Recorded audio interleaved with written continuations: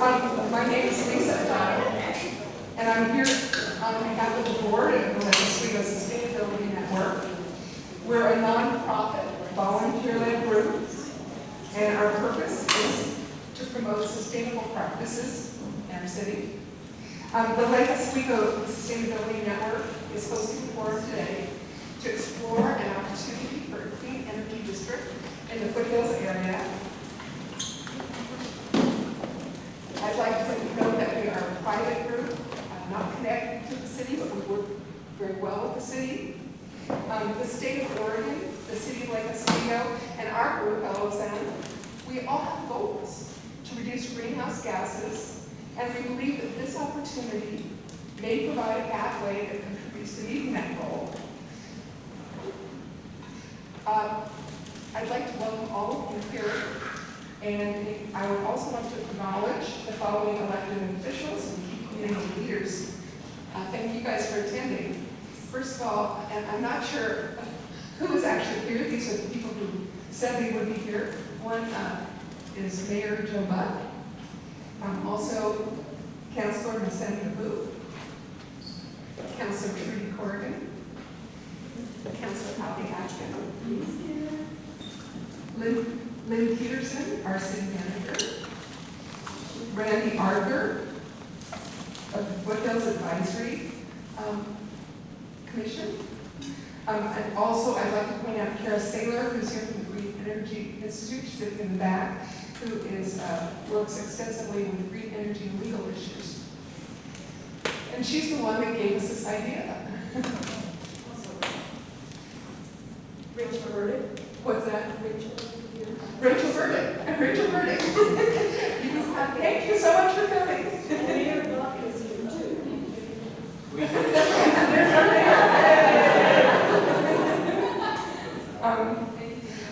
We're really excited.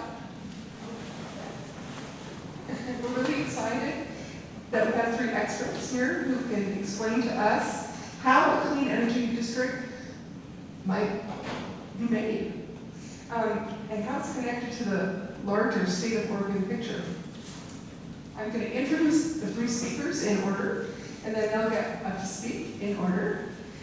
First, we have Michael Friels from the Oregon Department of Energy. Michael is a senior energy analyst who is a key author of our state energy strategy. And reading that state energy strategy was one of the ways I got the idea that this all fits in together in a big picture. He has a long, well-rounded energy career with experience focused on gaseous and liquid fuels. And he's also managed residential and commercial energy efficiency programs for Northwest Utilities. Second, we'll have David Curry from Towers Investment Holdings. He is a building relations manager who has worked extensively on thermal energy units, TENS, which is a major topic of today's event. He's helped to expand adoption of TENS throughout Texas and has worked extensively with projects there.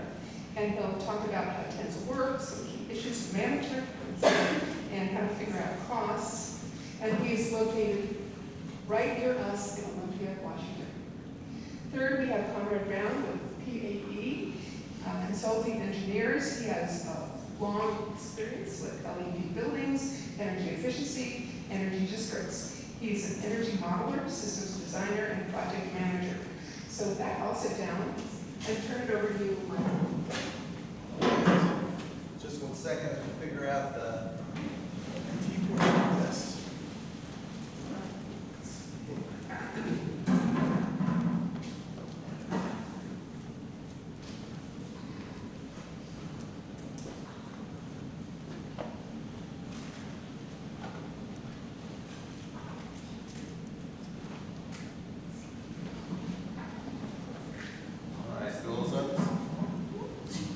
Is that what we wanted?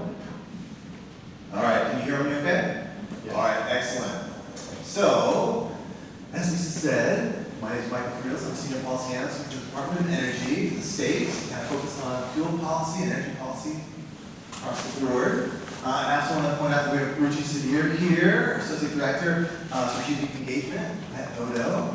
And so if there's energy policy questions that I can't answer, great, we've got Ruchi here to help me answer the really tough ones. I'm sure you guys have lots of great questions, and we'll tackle those during the panel discussion. But if you're not familiar with the Oregon Department of Energy, so we are working on trying to help Oregonians make informed decisions, maintain a resilient and affordable energy system for the state. And we do that in a variety of different ways. We try to collect data, information, provide education. We have our biennial energy report, which will come out, a new one will come out this fall. And we provide energy education, technical assistance to a variety of different publics across the state, energy programs, incentives. We do a variety of activities within the energy space to try to advance energy as much as we can and hopefully help people better understand the connection between energy and their lives. So, I'm supposed to talk about some kind of high-level energy policies across the state. I don't have time to talk about all the different policies that impact our daily lives, how we're using energy now, and how we're using in the future, but I want to highlight three big kind of policy developments that are relatively recent for the state. And our first one is our Executive Order 2004, and so that established decarbonization goals for Oregon. So we have a 45% reduction in greenhouse gas emissions, lower than the 1990 levels by 2035, and a goal of an 80% reduction by 2050. So that's really big. We didn't have specific targets trying to reduce emissions across the state, now we do. And House Bill 2021 established goals around decarbonizing our electricity sector for our independently owned electricity providers, so Pacific Power and PGE within our state.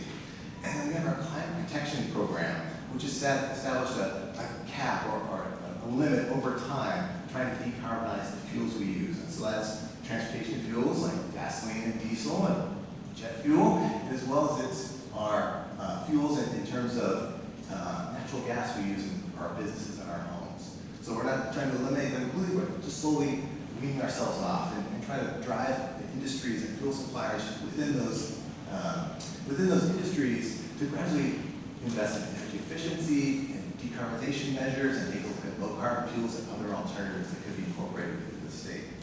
So these are all decarbonization measures. We're trying to make some changes, and that's part of our energy transition within the state. And we always think about these in terms of climate change, decarbonization, but I also want you to think about this in terms of energy security and resilience for our state. Because the reality is, dramatically, all the fuels that we use within the state, pretty much, we import into our state. And that makes us kind of, I think we were at a meeting today, Ruchi, where we're talking about kind of the islanding effect within our state, that we are kind of really dependent on some limited petroleum pipelines in our state. And when there's disruptions in that, whether it's because of an accident or weather disruption or seismic events that could happen, it puts Oregon at risk for fuels. And so when we look at all these diverse resources and what could be and what could be generated within the state, there's a lot of benefits in terms of resilience, improving our energy security situation, and hopefully having some economic benefits of keeping some of those energy dollars in the state. A lot of that money we're spending on fuels immediately does leave the state. Okay. So with that energy landscape in mind, the legislature asked the Oregon Department of Energy to take a look at developing an energy strategy. So we work with other state agencies as well as stakeholders across the state to develop a strategy for what could be a pathway, a least cost pathway to meeting our goals that are just highlighting around electricity, around fuel reduction, or decarbonization, and achieving all those goals. So it wasn't a matter of is it possible, it's how can we do it and how can we do it in an affordable manner. So I don't have time to go through the entire energy strategy today, but as Lisa pointed out, hopefully it's a good read. Hopefully I encourage you to take a look at it. There's a lot of good information in there. I do want to highlight some modeling results at a high level. Show us about kind of reducing our energy demand. And so what this is just showing, you don't necessarily have to understand every color, but we've got bar graphs every 5 years. We're reducing our energy demand over time. And the way we're doing that is through electrification of buildings and transportation and investment in energy efficiency. And so there's actually a 22% reduction over time in 2050.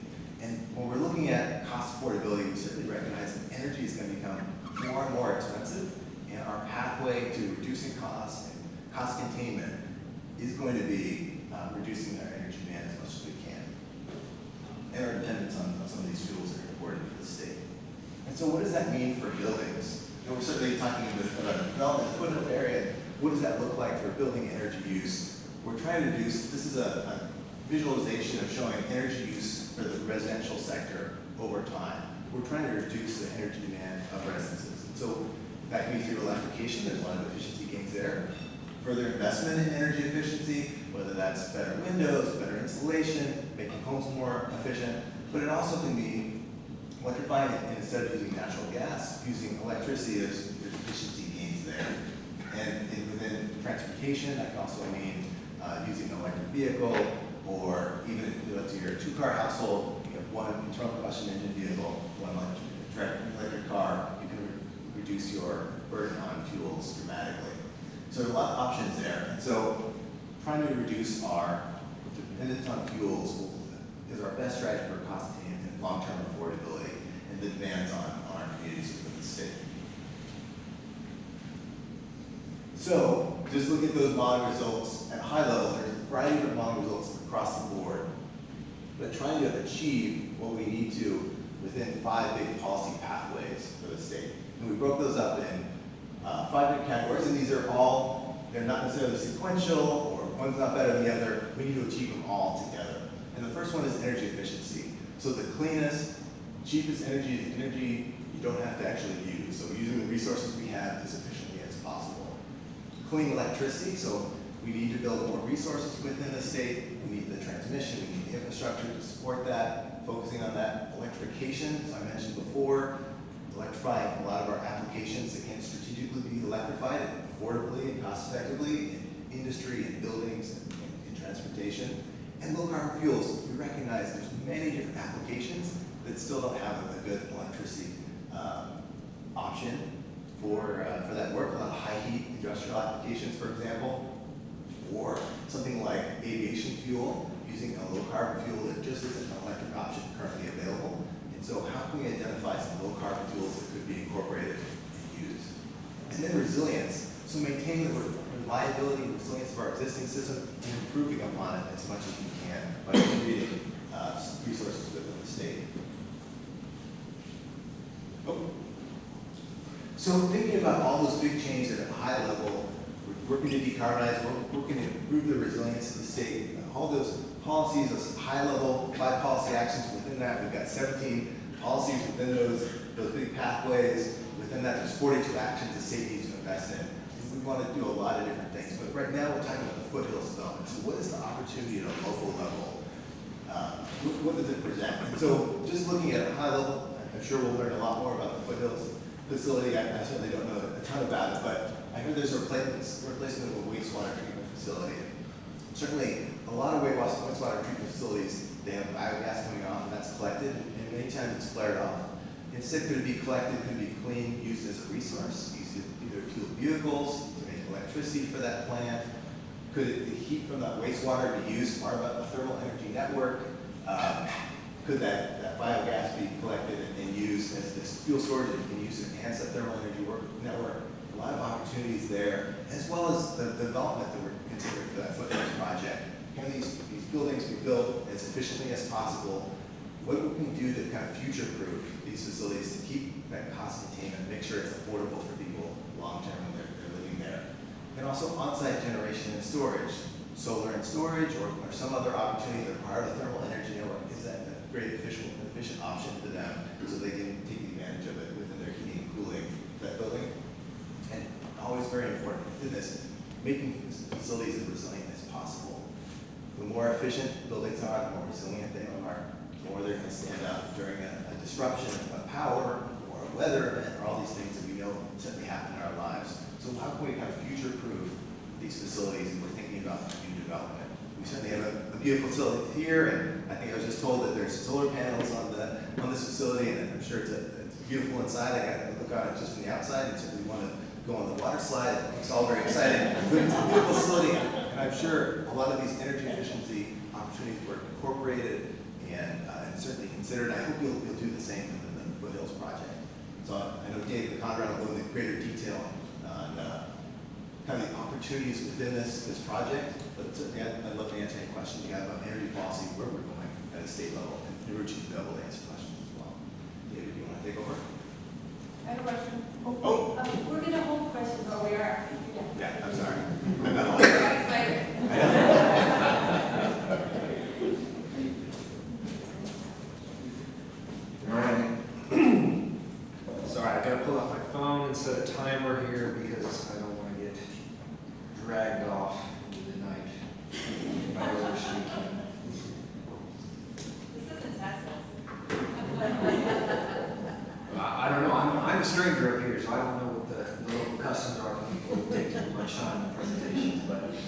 My name is David Curry. I've got a very strange title, which is Builder Relations Manager. It has absolutely nothing to do with what I do in any way, shape, or form. I work for a master plan community development down in Austin, Texas, called Whisper Valley. Some of you may have heard of it before. It is one of the largest residential thermal energy networks in the nation. And once it will be built out, it will be one of the largest in the world. So we will get into that in just a second. But I've been thinking more and more as time has gone on since I've been here. I've been living in Olympia for the last year or so. And my partner's a ranger. We moved up here. When we were moving, I got really scared. I'm a habit creature, so I need to have AC available to me. And as I was calling around, we moved up blind, sight unseen. And I was calling around to different apartment complexes asking if they had any sort of AC. And the answer was no, no, no, no, no, no. Yes, no, no. First, yes, I asked, why are there so many places that don't have AC? And why do you specifically have AC in your apartments? And we had a lengthy discussion. It turns out that the owner of the development had come down from Vancouver, BC, and it's a new construction requirement that all new construction has AC in their territory. And so he said he just brought it down with him. I said, okay, well, that's kind of strange that Washington and Oregon don't have the same requirements, as far as I knew back then at least. Now, last year was pretty spicy in Washington. I don't know about down here, but I was really glad that I had the option of having that. Otherwise, I would have been ordering something off of Amazon the next day. I say that because within Texas, thermal energy networks kind of don't make sense if you really think about it. It is a cooling dominated climate. So all homes have AC. It's 99.5% of all homes in Texas that are new construction have AC in them. And I think as time goes on, there's going to be a lot of focus on having incorporated items like thermal energy networks and ground source heat pumps, more efficient technology going inside of these houses. Otherwise, the grid is going to collapse. And that actually happened during Winter Storm Uri a couple of years ago, which I was very lucky to have a place in Whisper Valley to go to. So when I was thinking through all this, I was thinking to myself, okay, well, there's got to be some options and opportunities within both Washington State and Oregon State for thermal energy networks. I've tried my best to kind of understand the lay of the land, so to speak, some of the energy policy. Yours has been incredibly helpful. Just to read through, and it has helped me get some footing and at least understanding what direction everything's going. Now, on the other side of that, I've also noticed that there's a lot of articles coming out that say that there's studies that there's a 9 gigawatt shortfall by 2030 for the Pacific Northwest, which is incredibly scary. So we need to start using less very quickly, all of us. So when I think about Lake Oswego specifically, beautiful place, by the way. I had the good fortune of going to the foothills and touring around with Dorothy and Lisa, and it's an absolutely magnificent place. I mean, there is just so much opportunity there to make something rich and fulfilling for the community to have, but even further than that, to make something a place of pride for Oregon State as well, a place that can serve as a model for other locations. And, in a lot of ways, I sort of feel the same excitement driving around that space as I do for Whisper Valley. We've got a lot of space left to develop, and I just got really, really, really excited about it. So when I think about opportunities for Lake Oswego, it is that role model for the rest of the state. So what is a thermal energy network? I don't know why my picture hasn't shown up. It's not there. It's gone. A thermal energy network, in a very, very short way of saying, is some pipes that move heat. That is as simple as I can possibly make it. In Whisper Valley, it is so hot, and there's a lot of houses, and we need to move a lot of heat. We have a distributed energy resource in the form of pipes with water in the ground. That's really the simplest possible way of saying it. Heat pumps act inside of the house to move heat from the house into the ground and back and forth. We effectively are using the earth like a battery, a thermal energy battery. Now, there's a couple of components that go into this. Some are owned by us, some are owned by the homeowner, And that's been one of the more interesting elements and avenues to go down in terms of understanding how best to implement TINs, is who owns what and how. Now this is a graphic that was given to me by the EcoSmart Solution team. EcoSmart Solution is our green energy services provider. They're the ones that install, operate, monitor, and maintain the district grid, which they call a geogrid. This is a thermal energy network in its basic form. And it's actually a thermal energy network before thermal energy networks started to become more well-known.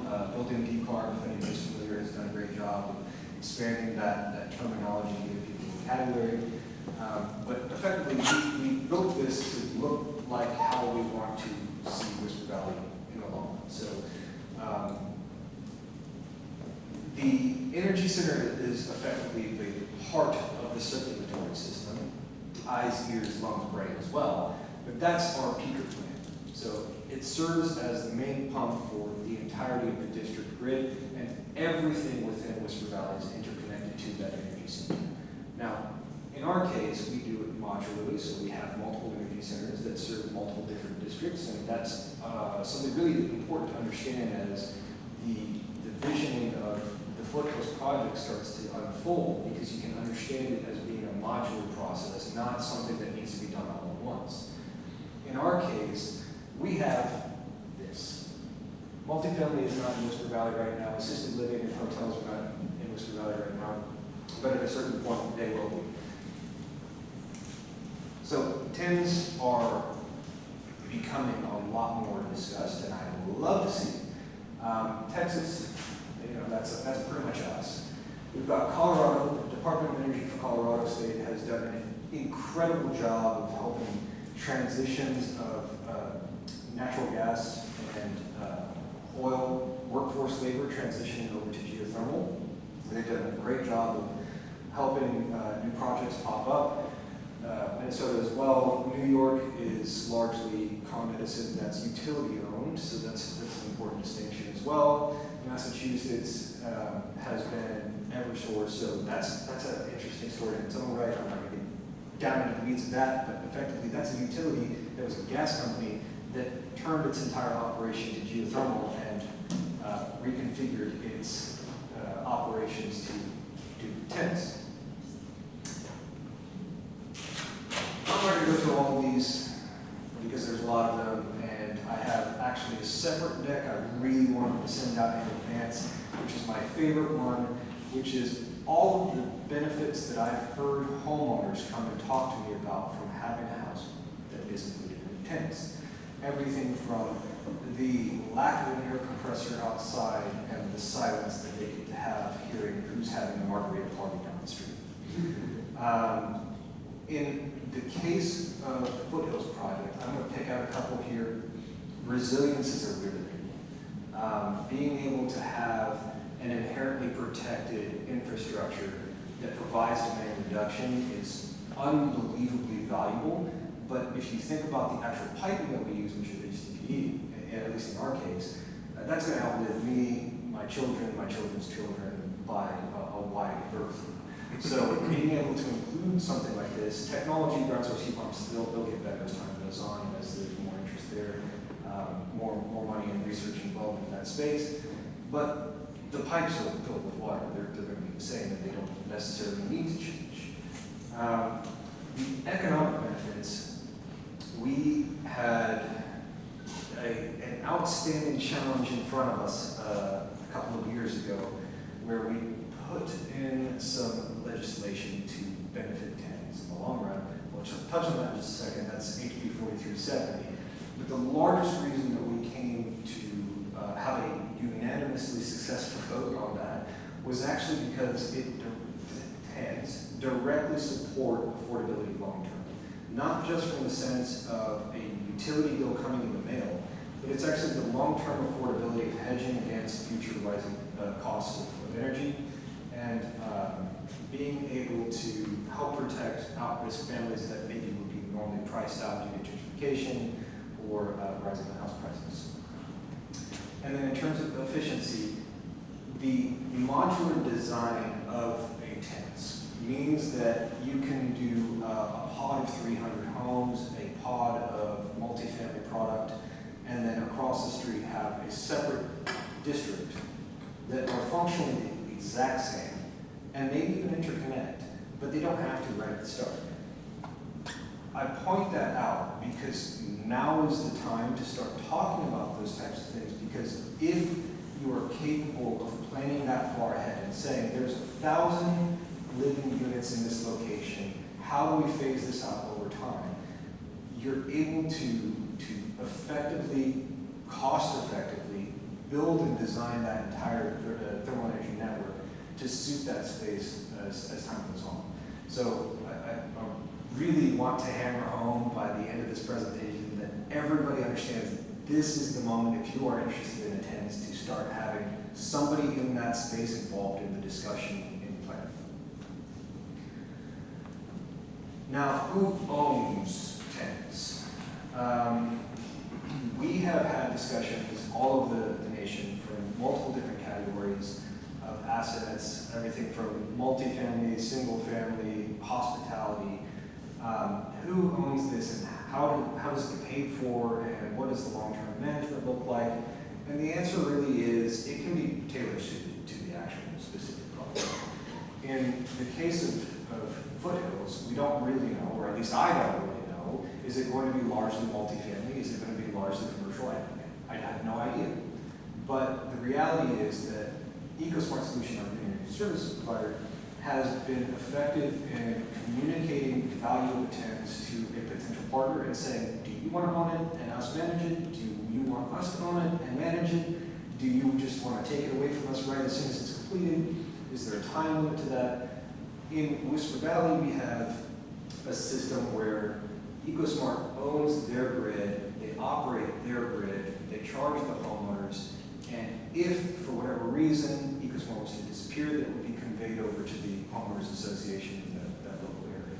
So there's always some sort of security blanket and safety net for the homeowners to be able to be caught into, and that this really amazing piece of technology is not just going to be wasted because of whatever reason. So the HB 4370, man, I'm so proud of this one. In Texas, there is a method of paying for large-scale infrastructure, special purpose districts. I think that there are some here, I don't know the names and terminology of them. In Texas, we have MUDs, which are municipal utility districts. We have PIDs, which are public improvement districts, and TERS. And in all of those cases, for whatever reason, in Texas, up until 2024, when we were able to get that changed, thermal energy networks were not considered public infrastructure in any way, shape, or form. They were not eligible for public financing tools in any way, shape, or form. That has now changed. So, if somebody in Lubbock, Texas wants to go and they want to finance a thermal energy network using a MUD, they are capable of doing that. And you might say, okay, well, what's the value of that, David? Well, the value of that is that you can have a 30-year bond paying for public infrastructure that directly improves life, affordability, comfort, resilience for communities across the state of Texas now. I was absolutely shocked we did not have a single opponent. Every single person said yes to that one. And there are so many different reasons why. I can go on and on and on about that, but again, I don't want to get dragged off of this podium. So, Whisper Valley. Whisper Valley is 7,500 units planned. It is 2,062 acres. Currently, we have about 800 homeowners that are in houses that are interconnected to thermal energy networks. We have a specialized easement system that runs throughout the entirety of the community with access boxes that are capable of being accessed by an EcoSmart team should there be any sort of need to adjust any sort of valves or to update flow rates. If somebody moves into a house and they buy a bigger unit, that flow rate needs to be changed. All of that to say, everything you see in here is not only solar standard, but it's also geothermal in every single house. The most beautiful thing happened last year in Whisper. Actually, it was this year. I don't know what time it is. was the Jimmy Carter Work Project for Habitat for Humanity. We hosted that in Whisper because we had a pod of 40, give or take, homes that were created by Habitat for Humanity that are all geothermal and solar. I'm so deeply proud of our team for being able to accomplish that. And it, I think, shows the larger scope of that planning process because we were able to set aside enough space with our phases 2, 3, and 4, that's about 1,000 homes, give or take. We had enough capacity to include those Habitat for Humanity homes and have them be able to be serviced by this thermal energy network and find that greater sense of affordability long term. Whisper Valley is a beast.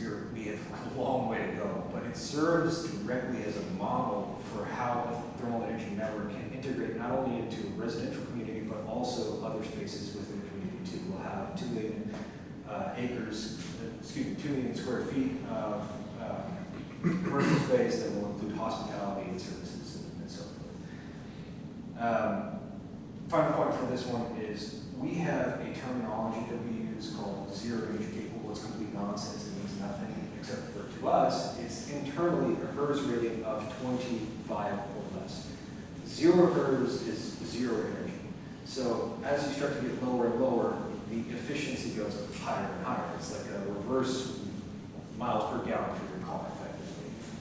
We have managed to accomplish an average of 16 per home, and these are production homes. There's our easement system that runs throughout the entire community. That's our geogrid. Our peaker plant or energy center is right here. It fuels all of this. Up here is phase 3 and 4, which are off the picture, and then Habitat for Humanity is right down here. So this shows you the modular design of how we've accomplished that. Something that's really important to understand about engaging in conversation with this and why I'm pushing for everybody that is interested in this discussion to go further, to do so now, is that when you're planning something like this out, you need to know unit count, asset class, thermal loads, you need to know what the space is, and as Conrad and I were discussing before, we need to decide what the best method of heat transfer is actually going to be. Is it going to be going to an aquifer? Is it going to be a borehole field? There are a lot of different options, and each parcel of land is going to be suited better than others with specific purposes. So all of that to say is, again, if you want to talk about this, do so soon. So practical next steps. Vision. Vision needs to be completed. Asset class needs to be decided upon.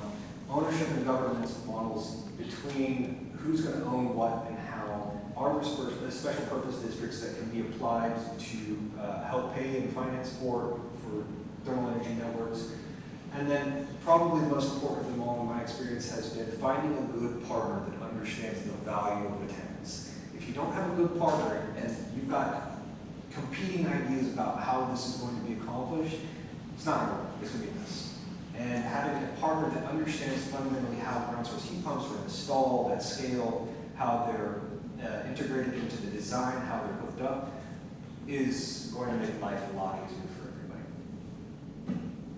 So, that's it. I came in 1 minute extra time. But I'm sure that caused a lot of questions to come to mind. I'm happy to answer them. I'll save my minute and add it to that.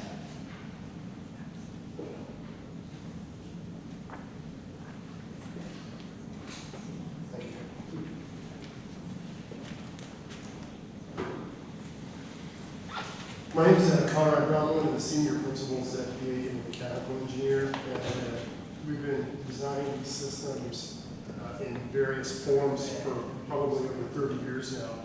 And so when Lisa and Dorothy come and talk to me about the potential you have here, I was really excited because we usually do it kind of backwards, right? We got brought on the projects that are going to build a single building, and everything's already in place. And you have to then deal with the economics of trying to do this one-off project. So when you have the opportunities that you guys have here,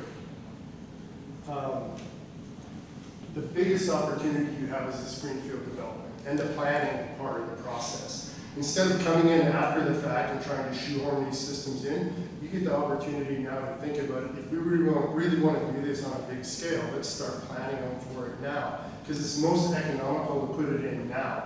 When you're doing all the civil work, there's no hard, there's no pavement down, there's no hard surfaces down. You can put it in as part of the system. It's the most economical way to do it. You also have a very unique opportunity, and that's a new wastewater treatment plant going in at the same time. There's a lot of energy in wastewater treatment plants right now that go straight into the Willamette River and have been ever since the other one was built. And there's ways to tie those systems into these district energy heating systems and recover that energy and then provide that energy as a local resource to everybody that's connected to the network. But all of these things are only possible if you plan them up in front, up right now. Because this is typically how we end up doing stuff, right? Everything's run off. You have somebody's designing a building and they design it unique because they are only interested in what they're doing on their site. They don't have any influence on anything else on their site. So we do all of these first time, brand new, go to the next building, redesign it again. And they're all, none of them are connected together, they can't share energy, they all have their own unique systems, everybody maintains every building independently. There's no way of doing like a common system with these ones because they're all independently owned. So the big idea we were talking about here is with the geo networks or the district heating networks is you tie them all together and you focus a lot of that equipment into a common location that David was describing. So the maintenance then gets basically focused in one area. So you have a lot less maintenance. You're not doing these maintenance activities in every building. You're connecting all of these buildings together, you're sharing the energy, and you're linking the energy sources. So how it physically works, and David started touching on this, is actually pretty simple. We put plastic pipes in the ground, and we pump water between all these buildings. And then you connect all of these buildings to this flat plastic pipe. And the water goes into the building, goes through a heat recovery machine or a heat pump, and it either rejects energy into the loop or absorbs energy out of the loop. And so a lot of people have a challenge understanding how that really works. But if you think about right now, in all of your homes you have refrigerators, right? Refrigerator is a form of a heat pump. It moves heat from inside of your refrigerator to the outside of the refrigerator. These machines do the same thing on a building scale as they move energy from a water loop into your building, or they move heat out of your building and into the water loop. So it's the exact same idea. And actually the technology is very much the same as well. It's not complicated at all. So where does the actual energy come from? Well, it gets to be traded between all of the buildings, and we'll talk a little bit more about that later on. Some are net consumers, some are net producers of energy, depending on what the building types are. But the actual energy being generated like you would have out of your furnace or out of natural gas or out of some other type of energy source, in this case comes from the ground in the geo-exchange field. If you go about 12 or 14 feet below the ground temperature is very stable. Around here it's probably around 60 Fahrenheit, and it stays 60 Fahrenheit no matter what temperature it is at the surface. Similar everywhere in the country, even out in Arizona and places like that where it's really hot. Once you get below the surface, the ground is very stable. So what happens is all of these buildings start to consume energy out of the loop the water that's being pumped around this campus. And the temperatures start to drop. Depending on how it's designed, in the wintertime, that water entering this geo-exchange field could be about 40 Fahrenheit-ish or so. So it's going into the ground, it's traveling down through these plastic pipes with a whole bunch of individual bores in size based on the size of your campus.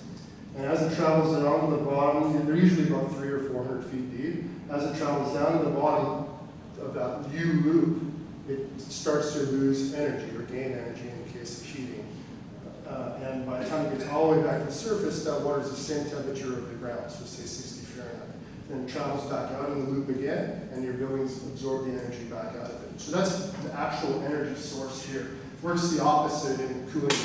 The hot water goes into the building or to the loop about 90 Fahrenheit or so, and it releases that energy. By the time it leaves that loop and comes back to the surface again, it's roughly around 60 Fahrenheit again. And it varies a little bit depending on how you design it. So, you can't see the background very good here, but here's an example of a project where we're working on downtown. And it's still in the master plan stage. I think one of the buildings is under design, it's going to start construction pretty soon. But the orange ones are net exporters of energy. The blue ones are importers of energy. And this is pretty typical when you have mixed use building types. And the blue line is the system that connects them all together. That's where the water moves back and forth. This one has a central utility plant, that cup. And a central utility plant can be a lot of different things. In this case, it's showing ground source, which are these guys here. That's where the energy is coming from. But it might be supplemented also with cooling towers, biomass boilers, or air source heat pumps, or possibly even fossil fuel based boilers. And there's a reason for that. I'll talk about it later on. Here's another one we did for Oregon Zoo, which is it's kind of neat. The polar bear exhibit needs cold water and needs a cold space, right? So that it has big air conditioners and it has water-to-water heat pumps, which cool the swimming pool. I guess it's a swimming pool, I'm not sure. It's some kind of a pool that they swim in, so it's nice. And so it takes the energy out of the water, keeps the water cold, and dumps it into the pump thermal network, and then travels over to the elephant exhibit, and another heat pump then absorbs that energy out, and it goes through the slab, the radiant heating slab, and it heats the slab, and it keeps the slab warm for the elephants. And it also goes to some of the other buildings too. But the principle is still the same, whether it's an exhibit or a house or an office building, the idea is still the same. You're moving energy around. Now, the really unique opportunity this development has is not many places have this huge energy source that's going to be like right adjacent to where you can potentially build this. So this plant, I think, is something like 40 million gallons a day. It's designed for it. We'll be running at less than that. But, you know, the rough order of magnitude based on the original numbers I was looking at, it could produce 15 to 30% of the energy for your full build out in the end. So it's not insignificant. There's a lot of energy coming out of that wastewater treatment plant. Now it's just floating down in Willamette to the ocean. It has been ever since I built that plant was built. So all you have to do is really quite simple too. It's like the outflow of the effluent from a wastewater treatment plant, you just put a big concrete sump in there, you get the easements for the pipes that come in later on when the development's built, and you draw that effluent water out and run it through a heat pump, you put that energy into that loop, that's what this is representing. So you recover that energy with a water-to-water heat pump, put it into the loop, and then it travels downstream for the users to take out, similar to the elephants taking it out of the water. So one of the things I want to touch on here, and I don't go into a lot of detail here, but sometimes it's important to include peaker plants in these designs because when this bell curve represents, so if we aggregate all of the buildings connected to it, it's going to form a bell curve. And this top of this curve is the capacity you need, so the total, how big the system needs to be able to provide energy for everything connected to it, right? And that capacity means how many bore field, how big your bore field has to be, and the first cost of that system. So we can use peaker plants, whether it be cooling towers or even natural gas fired boilers, and you can reduce this point 15–20%, but the amount of energy that's associated with that reduction is not proportional. So it's a much smaller amount of area under that curve. So you can really reduce the first cost of your systems a lot by using natural gas. So natural gas doesn't necessarily have to be a bad guy in this situation. It can actually help make something more economically viable. So just something to think about. There's other ways to generate that energy as well, not just natural gas, but don't always think that natural gas doesn't fit into this transitional plan as it does. This is just a little bit more discussion, and I don't want to get into this either, but I don't know, like David, exactly what the build-out's going to look like, but I'm sure there will be some different types of building systems. Office buildings, like we were talking earlier, generally energy exporters, and so if you mix these different building types, what you're trying to do is have almost like an accounting sheet in the end. So some are putting energy into the loop, some are consuming energy. Some of it has to come from other sources, whether it be the wastewater treatment plant or the geofields. And in the end, you want your accounting sheet to say zero, right? So that means all of that energy is consumed and it's being moved around and all used and you don't have any excess. The other great thing about these systems is they're very flexible from a phasing standpoint. You don't have to build this huge amount of infrastructure up front, big enough to handle the entire build-up. You can build it big enough for the first phase, and then easily attach the second phase, add another bore field there. They're very plug and play, right? Because it's just water. You're just putting energy in and out of water. You can even do it remotely with this, as long as you have easements for the pipes and stuff like that. They're very flexible. And economically, it makes sense because what you don't want to have to do is have your first phase have a really hugely disproportionate amount of money associated with the geo-exchange system because you're building an entire plant for phase 2 and 3, because economically that doesn't make sense. So, like I said earlier, what excited me about this is because we're usually coming in after the fact and trying to make this work. You guys have a really unique opportunity to plan this out now. And there's a bunch of other pieces to this as well, beyond just what I'm talking about here. The building energy efficiency, how efficient those buildings are designed and built, and whether you create minimum levels that all of the new builds need to hit so you can plan properly. That's all very important as well, but I'm trying to stay focused on this stuff. Planning it up front is the best approach to making it possible, right? You can get the pipe in the ground, you can get it planned out. You don't have to do anything after the fact. When the trenches are dug up for the civil infrastructure, you can lay it in with it. It's the most economical approach to do it. You can also plan out where these geo-exchange fields, they take the surface area. You don't want to be going in and tearing up your park afterwards to try to put it in or somebody's parking lot. And I think we've already touched on this a lot, but I mean, the resiliency, these systems are very resilient. They're very simple. There's a couple of great big water pumps pumping water in a big loop, has huge amounts of thermal inertia. There's obviously reduced emissions. This is a path to electrification, so you can have all of the buildings electrified. If you put proportionally amount of solar energy on those buildings, you can also offset a lot of the electricity being consumed for this system with renewables from that one, or even buy renewables from PGE as well. There's long-term energy savings.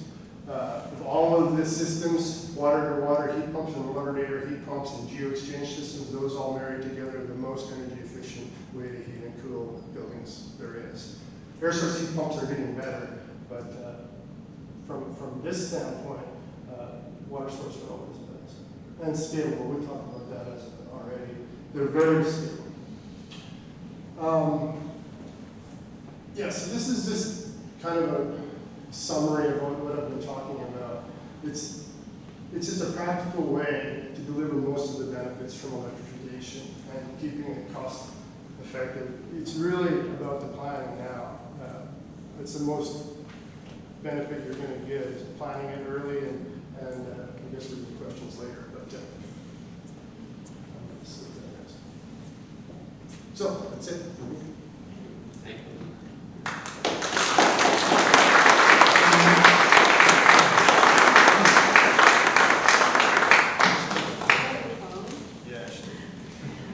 Well, thank you all. That's great. Thanks for that applause. I'm Dorothy Atwood. I'm also part of Lake Oswego Sustainability Network. I'm the current president of the board.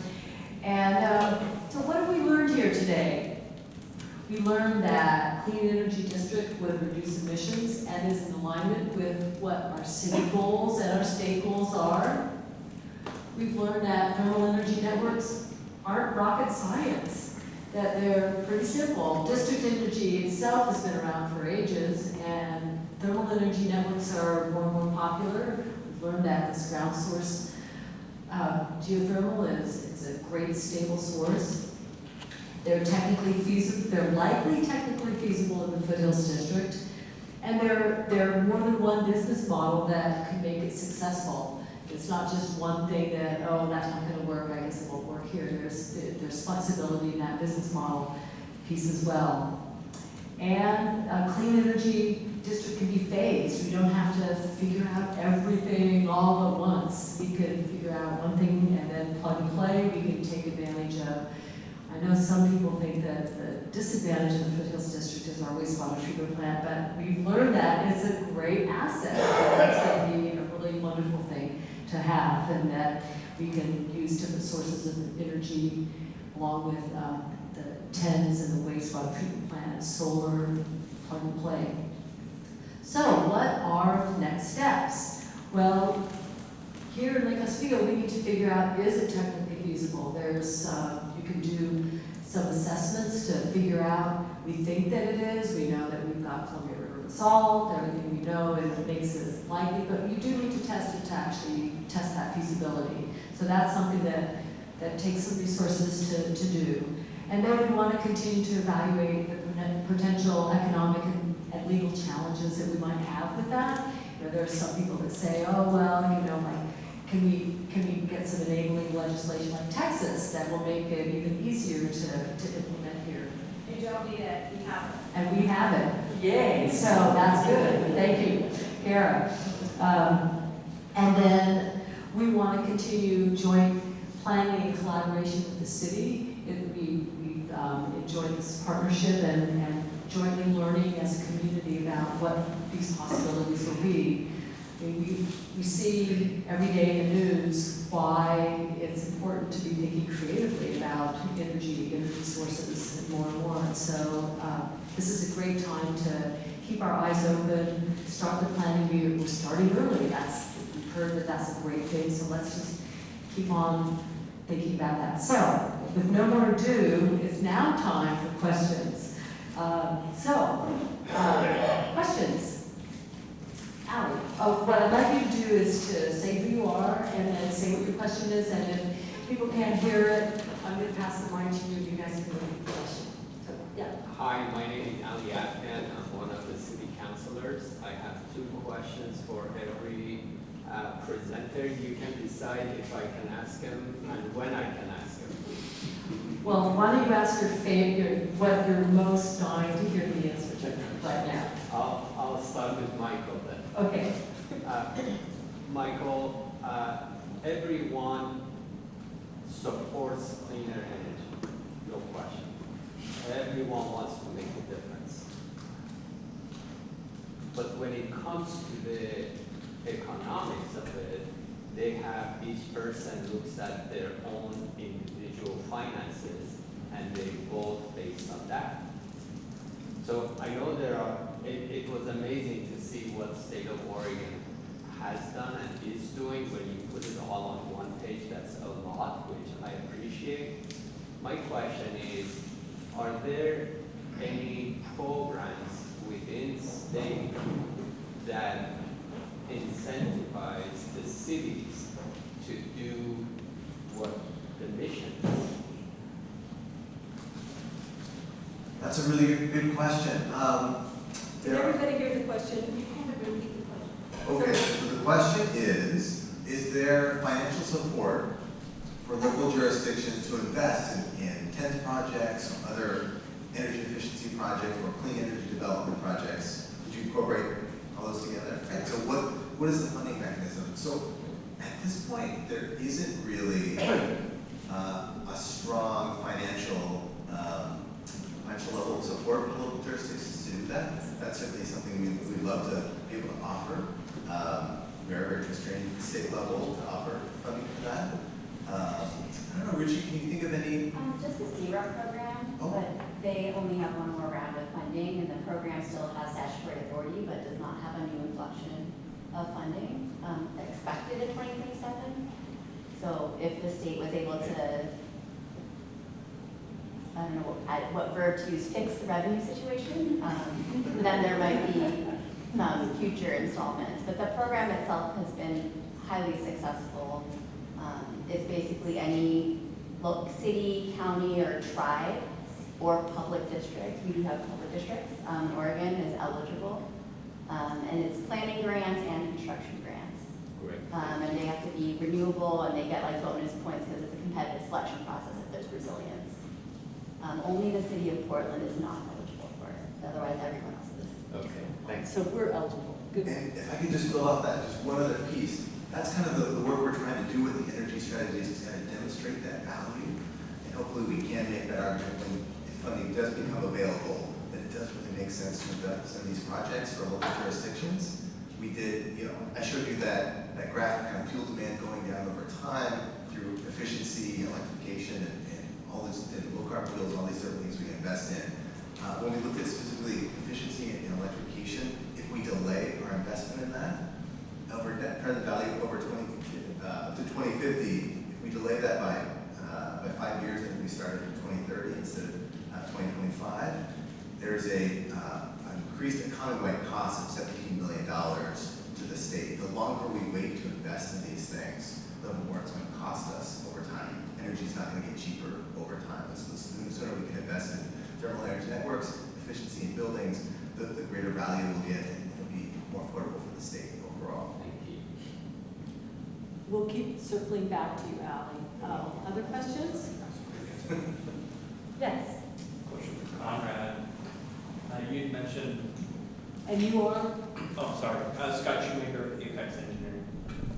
And I'm on the Foothills Master Plan. You'd mentioned that the wastewater treatment plant might be able to serve some of the heat needs of the district. So wastewater treatment plants, there's, imagine the energy that goes into the sewer from your house, right? When you're having a shower, that water's warm. So there's always a little bit of residual energy that ends up in the wastewater treatment plant. There's also energy that goes into it through the treatment process. So that water is usually at least at ambient temperature, but sometimes a couple of degrees above by the time it's actually all cleaned up and leaving and going into the river. So at that point, you still can recover energy from that wastewater stream.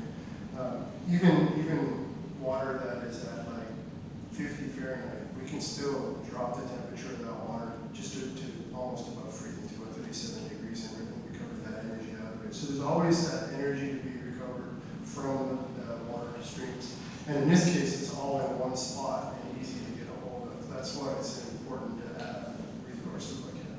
Yeah, thank you. Yes. My question is probably for the city and the folks here to think And about. I'm you- Kara Saylor, Green Energy Institute, thanks. Is there a permit associated with the discharge of effluent from the wastewater? Because if there is, there might be permitting obligations that are eliminated if the effluent is being used in a different way. Something to think about. Yeah, hi everyone. My name is Stefan Barnes. I work for the City of Lake Oswego. I'm the project manager for the replacement treatment plant that's under development now. And to answer your question, yes, there is a permit that regulates the discharge of effluent into the river, and it is through the DEQ, and it is through an NPDES program. Yes. And there's a cost associated with that? There's application fees involved with it, but it's relatively nominal relative to other costs of infrastructure like that. And your follow-up, Yes. does it regulate the temperature that we send it into the river? There is a temperature regulation of the Is there a effluent. range? It's a maximum. I don't know the maximum offhand, but yeah, the DEQ wants to avoid effluent that's too hot from going into the river. So that means that there's a benefit to exchange the heat and pull that heat out. Yeah, right. I mean, most of the energy you're going to be trying to consume is during the heating season, so the water's actually going to be colder going into the river, which doesn't affect the DEQ permit. You wouldn't be able to put energy into that stream in the summertime because you would hit the maximum temperature, discharge temperatures. I think probably already you almost do, right? Just with it flowing out of the plant right now. Yeah, it's close. Yeah, so it wouldn't necessarily help during the cooling season, but during the heating season is when it's most important to run it all year long, and it wouldn't affect the heat permit at all. All right. Yes.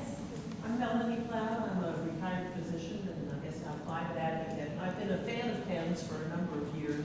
When I talk about them in the Pacific Northwest, people often say to me, our climate is so moderate that air source work really well, and the investment to get that nice stable ground source temperature may or may not be worth it.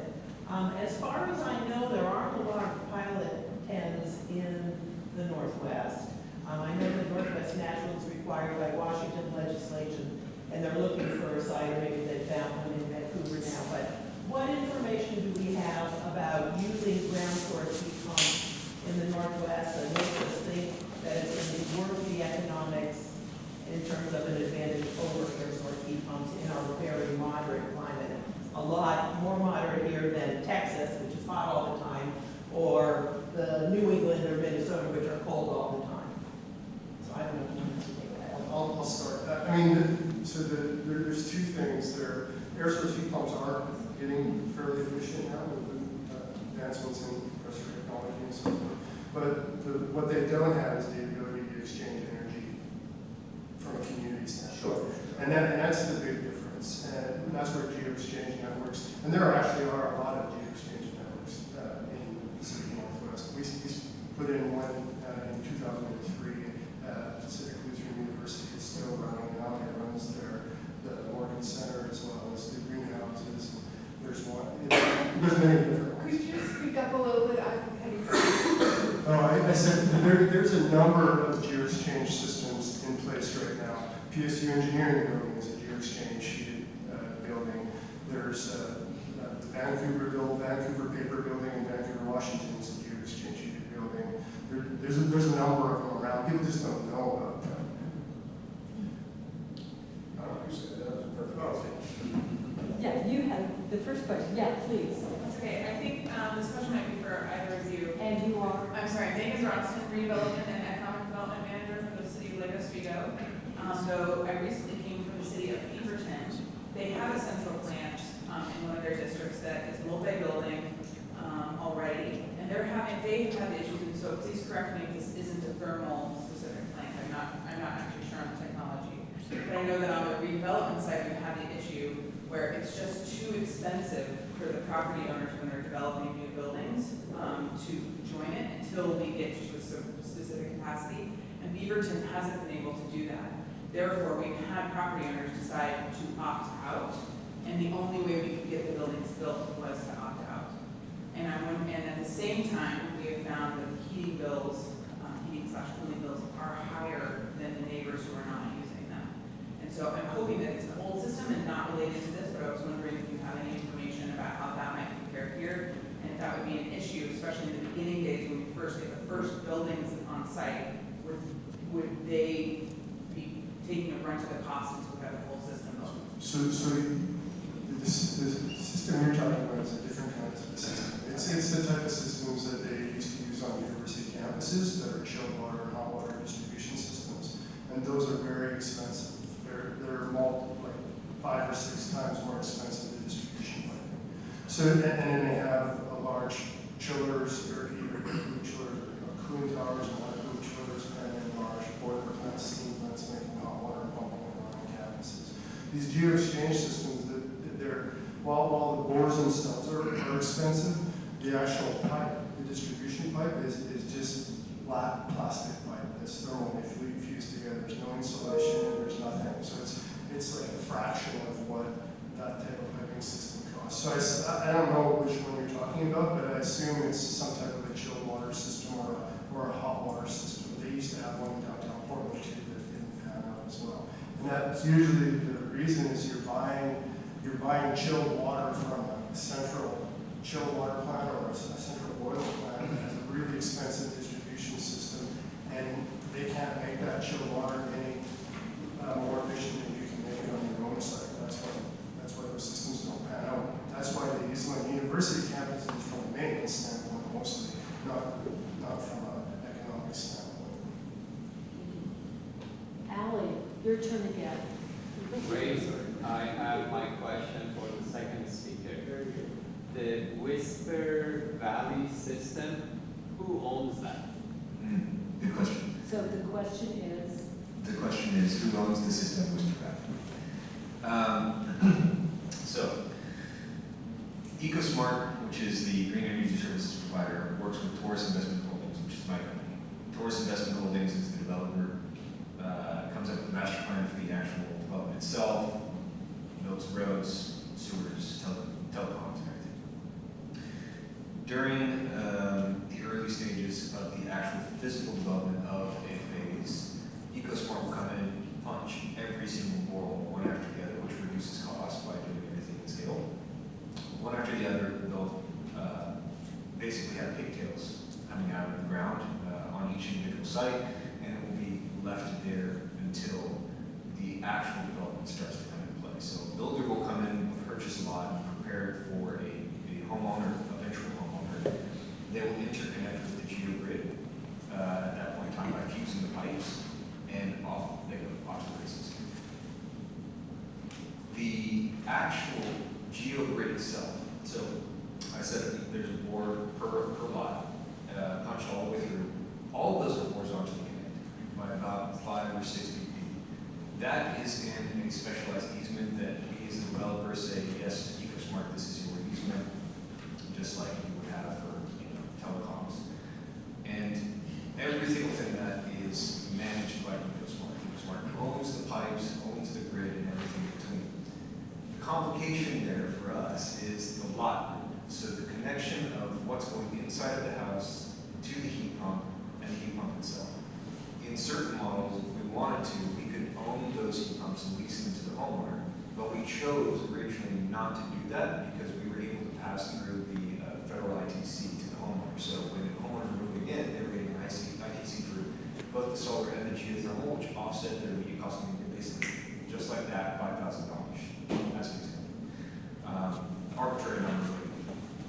So in our case, the actual infrastructure is owned by EcoSmart. The equipment inside of the house is owned by the homeowners. But there are models that can shift that around. And I think it's actually in most people's benefit now that EcoSmart does own the equipment so that the commercial geothermal ITC can still be claimed as the residential is phased out. Thank you. Billy. And you are? Oh, I'm Billy Halfham. I'm a Lake Oswego Community Network. And other things, but it's good that I know. It's really exciting to hear all of these things, and I'd really love to hear from each of you. How can this go wrong, especially in foothills? What are some ways that if we don't pay attention, we could get it wrong? And what would you advise us on how we can avoid that? Did everybody hear that question? How can it go wrong? What could go wrong? From my perspective, there's a couple of things that could go wrong. It could be a jumbled mess of planning if people jump into discussion halfway through, and things get very complicated very quickly when there's too many voices. Simply just allowing for an engineer of intents to allow them to sit in on the planning meetings just to hear and understand where the directions are going is so unbelievably helpful at clarifying the long-term vision of how that infrastructure is going to be implemented long-term. The other side of it is having the wrong type of vendor doing the installations of the ground source heat pump. You can really quickly cause problems for the homeowners if things are not built into the house properly, or homeowners, tenants, you name it, whatever. The person that's inside the building itself. If those units are not installed properly, you can have some pretty quick problems. Now that's way down the line, but assuming that everything has been planned properly and executed appropriately, it is pipes full of water. So it's pretty hard to do. Pipes full of water. Pipes full of water. Okay. So there's one thing I think that's most important is we need to get the developers who are actually going to be building the buildings involved in the process, because it has to, the performance have to work, right? Otherwise they're not going to build it. And if their performance won't work, like connecting to that infrastructure, they'll want to do what you just described. They'll say, I want to put packaged rooftops on there because that's the cheapest way I can do it. And they'll use the same argument hey, they're air source heat pumps, so they're almost as efficient. And then that's how it'll get built. And then you'll have one like that. And then the next development, you'll have two like that, and then it falls apart. So you need to have the developers be part of the process, because if they can't make money and build that building, then they'll do it a different way, or they won't do it at all. And then it all falls apart. Do you have something that could go wrong? Of course, there are many things that could go wrong. I think in terms of policy, and I guess I would just say, looking at things in terms of maybe a short-sighted view, where you're just worried about what are the energy costs in the first 5 years or first 10 years, instead of looking at it at a much longer range. I think that's the concern I always get from people as far as like, what's that return on investment? And hopefully, as a jurisdiction, we'd be looking at long-term, 25-year time frame. What's that payback in 5 years? Or I can only do a project that's going to have a short return, because I would assume this project would have a long-term investment. I have one other thing. The other thing that's really important to understand is that, from a development standpoint, is that if the first part of the first phase was a whole bunch of residential single-family homes, then you're going to charge each one of them SDC charges to connect to this system. It's a very large cost to then try to distribute to all of these very small, proportionally small housing costs, right?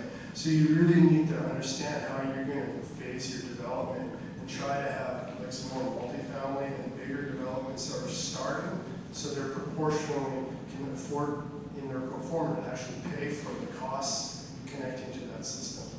So you need to plan out how that's going to work, so it doesn't get out of order, so it's disproportionate to how much their house costs. That they paid $25,000 to connect to the system, it's not going to make any sense to them. So. Eric, and we're gonna, yeah. Hi, I'm Eric Olson. I'm the long-range planning manager for the city, as well as the project manager for our effort to update the Foothills District Plan. And I'm wondering if you have any examples of TENS being successfully deployed in a circumstance like we had with Foothills, where we don't necessarily know who the developer is going to be. It is a district with multiple parcels. We can't necessarily force folks to sort of aggregate those parcels and make a larger development. We don't know exactly how that's going to look. Of course, we can draw blocks and try to predict that, but we expect there to be multiple developments that would unfold within this district, and we don't really have the ability to plot out what's going to happen first and sort of work with the developers in the way that's being suggested. So I guess I'm wondering if there are any examples that are a little bit more within that context, where it's not just a single owner of a large property or a pilot project, maybe for somebody like Con Ed in New York, where it looked a little bit closer to the ownership structure that we have here in Lake Oswego Foothills. While he's thinking about that, I'm curious about the zoning on this parcel. I mean, could you build an ice rink or a grocery store? Some of the things that can trade energy back and forth with residential heating, are those allowable in this We parcel? would be primarily looking at mixed-use residential. So, a smaller amount of commercial and likely mostly residential in the mixed-use framework. Yeah. Eric, can you talk about the number of acres we're actually looking at? And yeah, the number of acres, it really depends on how you plot this out, but when we're talking about near-term development, parcels that are, that we know, like the wastewater treatment plant that exists today, that the city will be in ownership of and have some ability to work with, and some other parcels right in the sort of core. We are talking about 16 acres that we developed, or that we identified as redevelopable. Of course, that could get larger, but we're talking about a pretty constrained area with lots of different topographical constraints, rail line, multiple rail lines actually, the river, two major riparian sort of corridors. So, there are a number of sort of spatial constraints. It would be expanded, of course, if, for instance, like the apartments decided to redevelop, but we don't have that impression at this point. I would say that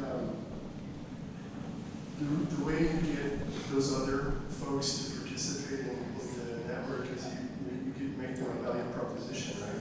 You tell them why it makes sense to them to connect to it, and that's they're going to save energy versus doing it on their own, or they're going to save infrastructure costs versus doing it on their own.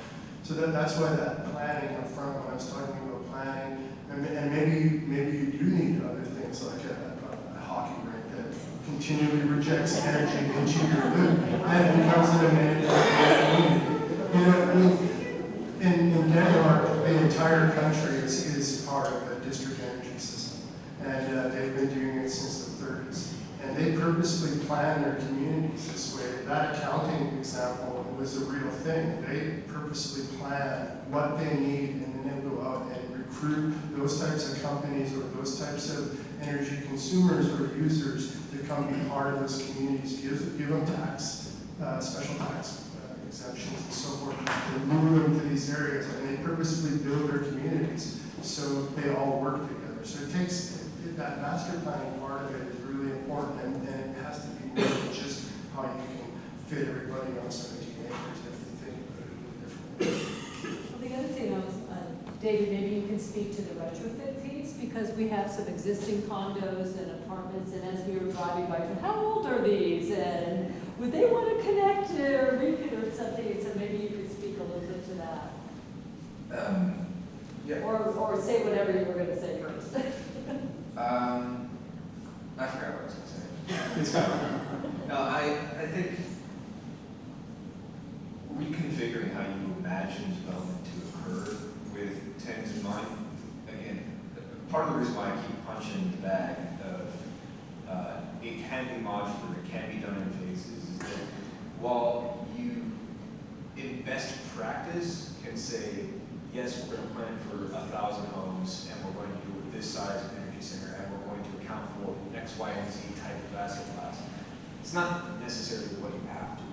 It's just how we do it. And I would give an example that's what we did for our second energy center, not our first. Our first was very specifically tailored to a piece of land. We figured out what was going to be on it, and then we designed the system around it, and we've done both.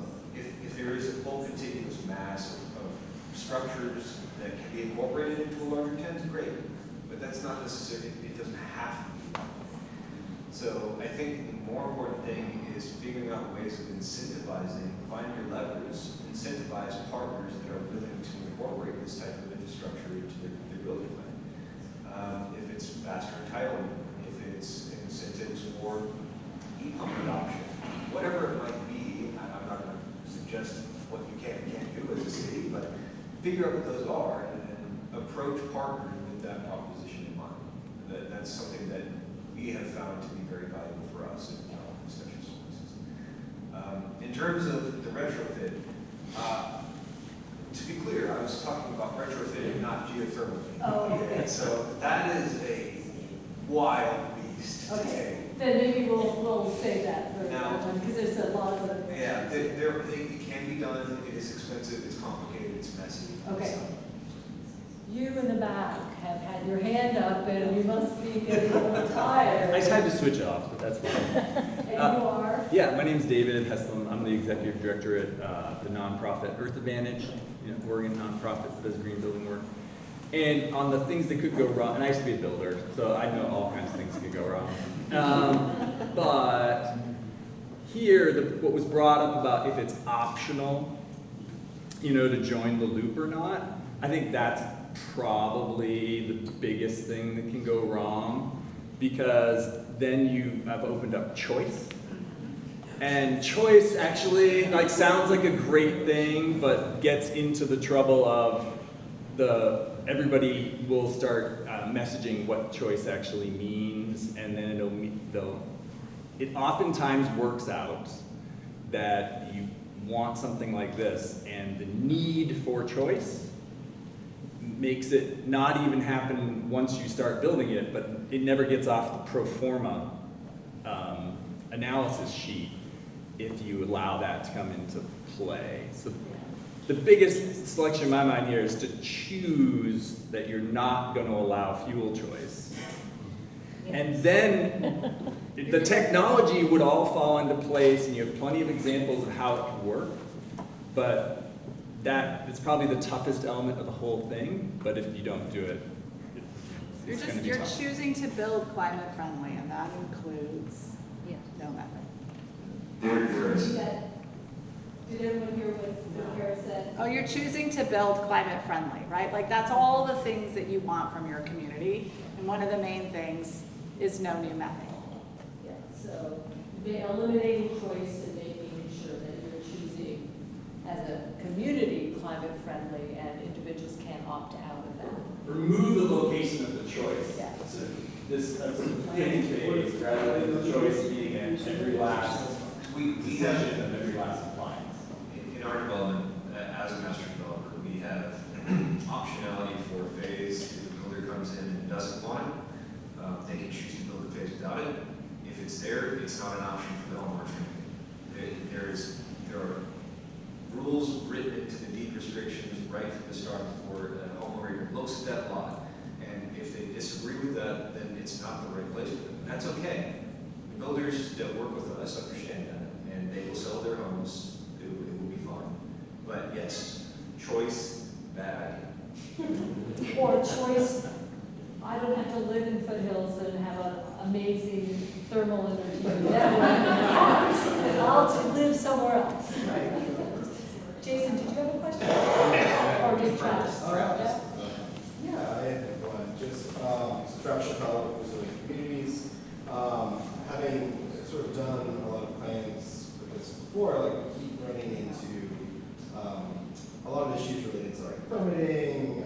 People like sort of we've had to be proactive about like educating permitting folks so that they know that it represents a lot of developer costs, and then public work departments that did not want to touch this at all and just refused, and had conflicts with like urban canopy plans that conflicted with where these utilities were running such a way. So beyond master plan integration, which is the next question, I'm sure, and obviously the technology itself, I'm curious if you all have any recommendations, because we have such an affluent audience right now, about other types of barriers that can be worked in parallel to the master plan so that there is decreased developer risk implementation, which is 10 years or plus from now, or something like that. So curious if you have just other barriers of entry. Well, while he's thinking, you need to sort out who owns that infrastructure, right? That has to be sorted out, and who pays for it, and how it gets, the financing of it. That has to be figured out, or everyone will be going, well, I don't want to pay for that as part of my project, because that won't bring my performance. So that needs to be sorted out, and it needs to be clear to the developers that you're inviting in to develop all these buildings, how that's going to work. It's a really complicated question. Did everybody hear the question? What are, I would simplify to what are other barriers? Permitting, yada, yada, yada, yada. In our case, it's less of permitting that is problematic, and it might just be the fact that it's Texas. So I'm willing to concede that. But, financing is always a big piece, and finding partners that are willing to bear the cost, the additional cost of the product, and do it. So good partners are always really, really important to the discussion, and we've had some challenges, educating partners we thought would be home runs. In terms of a builder that maybe says, yes, we build green homes, we make them highly efficient. In certain cases, we have not been able to properly educate them that the value is there. That's but for permitting. Okay, but Ally gets to ask his third question. Well, first I want to put a request to the universe, AKA the city manager / our wastewater treatment PM, because this contract is being negotiated right now. Does it make sense to do again, I'm not asking for a response, I'm just putting it out there in the universe. Does it make sense to do a very quick back of the napkin calculation and see if this is something that we should include in the wastewater treatment contract that's being negotiated right now? So That's illegal. A qualifying comment.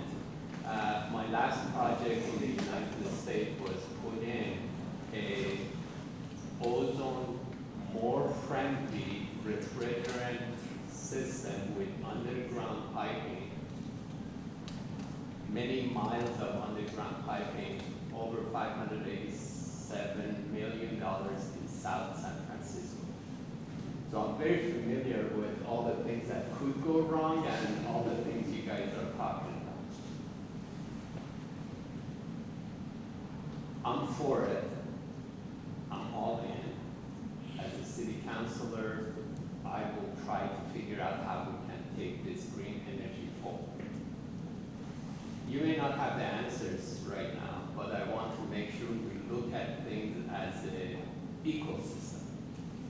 So when we talk about the geothermal being so close in the river and having the water table so high, and we heat the ground or cool the ground in different seasons, are there unintended consequences for the big picture and whatever is living under us? Because every action has a reaction. So big picture ecosystem.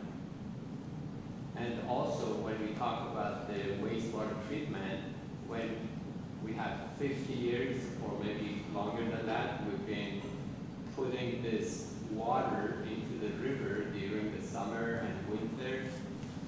Ecology has changed. And now we're going to take energy away from it. I'm pretty sure we can put energy into it.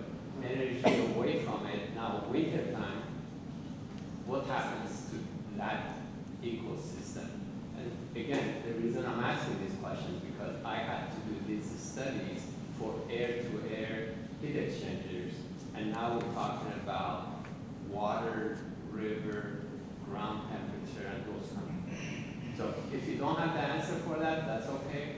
But when the time comes to have those kind of things, conversation, we have to talk about sustainability as a whole and not just energy. Thank you. We have time. David. He was going to say. Very, very quick response to what Okay, you said. thank you.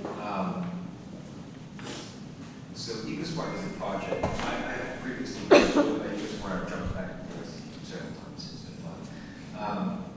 We had a project come up in Florida, and we were looking at different methods, borehole fields, whether or not it was going to go to a lake, river, stream, and so forth. Ultimately, we landed on using the Floridian aquifer as a heat exchanger. And my first question hearing about that, because again, my background is communications and I don't know things, was to go to my CEO and sit him down and say, if this is going to be a disaster for us, I'm quitting now. And he looked at me and he took a big deep breath and he said, I'd join you, but it's okay. And I'll tell you why. And he proceeded to sit there for an hour and a half and explain to me how minute of a change that our impact would have parts per million of water for that aquifer. I think from our perspective, and I'm sure that Conrad's as well, that safety of aquifers and rivers is top tier, and every step of that is making sure that we're not altering the ecology of any sort of body of water or important structure or environmental element of Lake Oswego anywhere. So that's just a personal note. Man, that was a big question. So I can tell you a couple of examples. So when we did the PSU engineering building downtown, that's a draw reinjection system into the aquifer. And that question was asked, like, are you going to change the temperature of the aquifer at all? Well, the aquifer is an underground river, and the little bit of energy that we were taking in or out of it, you couldn't even measure it. Similarly, the groundwater in this area moves, and all of these areas moves, and moves from the higher levels into the rivers. And so any of the energy that we take out of those vertical geoexchange fields or put into it, it moves. And depending on time of the year, it moves faster. So usually groundwater moves like half a foot per day or something like that. So if you imagine 3D, this pocket of energy that you put in, it moves a foot.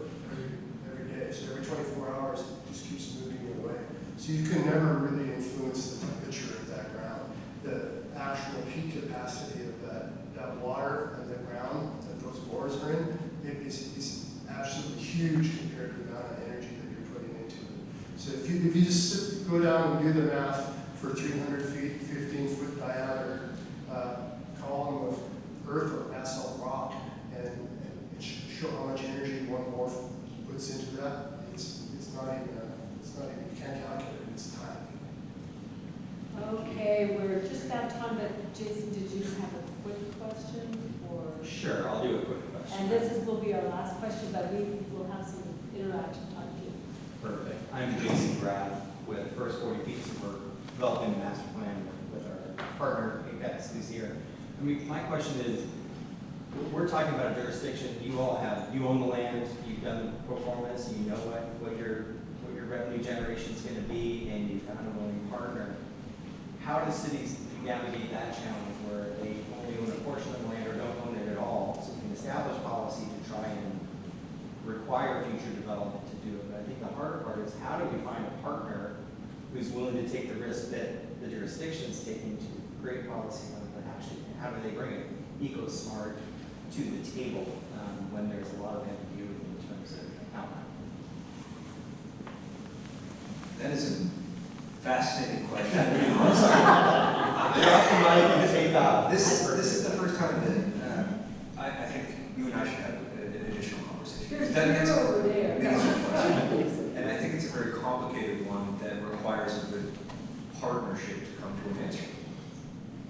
Genuinely. So, sorry for the non-answer, but no, that's such a good question that I think that really requires a lot of time and effort to dig through. Take it away. Okay, just a few last minute things. First of all, I want another huge round of applause for our.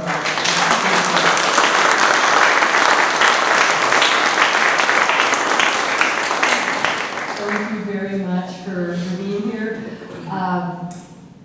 What's happening next is we have food here, and we hope you stay and have some more informal conversations, food and drink. And then we have this location till about 5:30 for another half hour. And then after that, we have a couple of our LOSN Foothills committee members, Micah and Aaron, who are going to head down to the Lake Theater Cafe for a continued conversation if you want to talk some more. So you're welcome to do that. We have some information. We have our flyer for LOSN. We have our volunteer sign-up list and our newsletter sign-up list. And we actually have a little QR code. We have a little flyer about Foothills if you want to get information about what we're doing. We're really excited about this conversation. Clearly there's some challenges, but there's a lot of excitement, and it'd be really fun to see something like this happen. So, with no more ado, thank you again. Thank you for coming, and thank you for joining the conversation.